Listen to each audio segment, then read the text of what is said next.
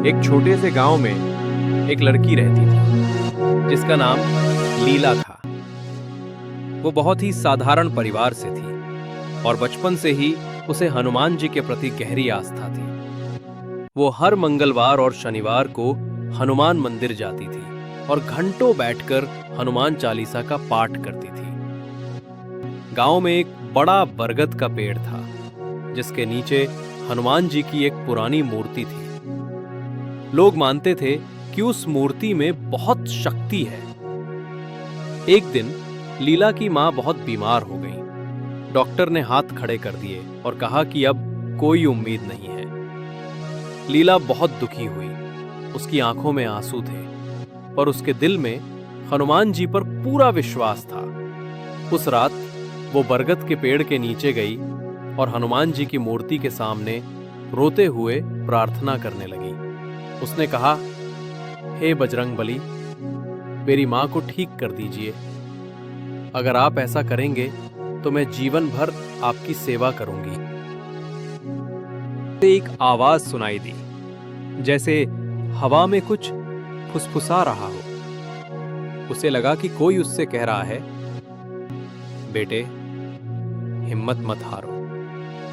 अपनी मां को एक खास जड़ी बूटी खिलाओ जो इस बरगद के पेड़ के नीचे ही मिलेगी। लीला ने चारों तरफ देखा पर कोई नहीं था। उसे लगा कि शायद ये उसका वहम है। फिर भी उसने पेड़ के चारों ओर मिट्टी खोदी और कुछ ही देर में उसे एक छोटी चमकती हुई जड़ी बूटी मिली। उसे समझ नहीं आ रहा था कि ये क्या है, पर उसने हनुमान जी की बात पर विश्वास किया। वो तुरंत घर गई और अपनी मां को वो जड़ी बूटी पानी में मिलाकर दी। अगले दिन सुबह जब लीला की नींद खुली तो उसने देखा कि उसकी मां मुस्कुरा रही थी और उठकर बैठ गई थी। उनकी तबीयत पूरी तरह ठीक हो चुकी थी।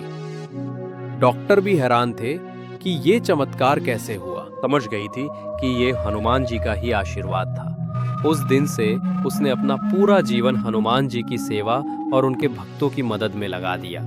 उसने एक छोटा सा आश्रम खोला और वहां पर बीमार लोगों और जरूरतमंदों की मदद करने लगी। वो हमेशा कहती थी कि हनुमान जी ने उसे सही रास्ता दिखाया है और अब वो उसी रास्ते पर चलकर दूसरों की सेवा करेगी। इस कहानी से ये शिक्षा मिलती है कि अगर हमारा विश्वास सच्चा हो तो भगवान हमेशा हमारे साथ होते हैं और हमारी मदद जरूर करते हैं। हनुमान जी ने लीला की सच्ची भक्ति और आस्था को देखा और उसकी पुकार को सुनकर चमत्कार कर दिखाया।